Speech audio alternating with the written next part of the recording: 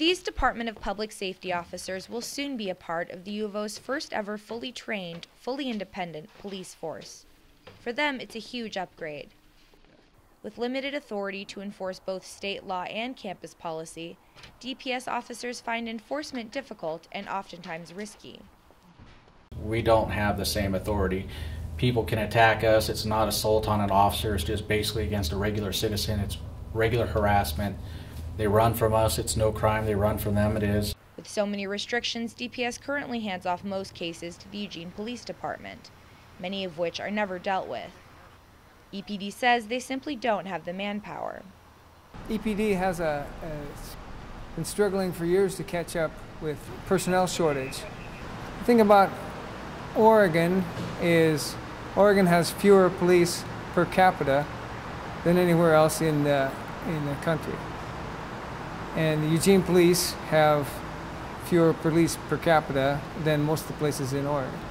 The decision to create a full-fledged campus police force came at last week's Board of Higher Education meeting.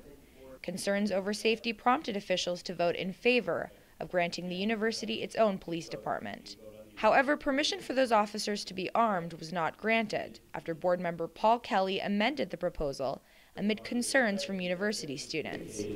There is this sense of discomfort on the part of the student body. That was the focus of my concern, was whether we had a real disconnect in information and discussion, and nobody during that meeting could answer the question of where the student opposition was focused.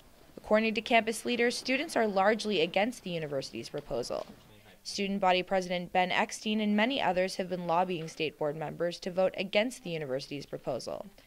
They say they're worried about the financial cost, lack of oversight, and most of all, safety. I'd say that the purpose of a police force or a security agency is to make the population that they're serving feel safe, and I don't think that weapons on campus, I don't think that sworn officers makes U of O students feel safer. U of O is the first public university in Oregon to get its own police force. However, it's one of only 2 schools in the Pac-12 without one, that and Oregon State University.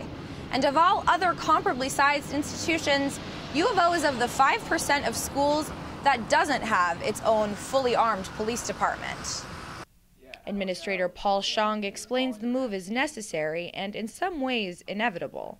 Once upon a time, universities were more in favor of not having armed police officers on campus.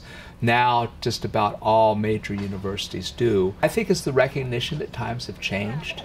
The transition is set to take 6 years. Officials will revisit the idea of arming U of O's officers within the next 2.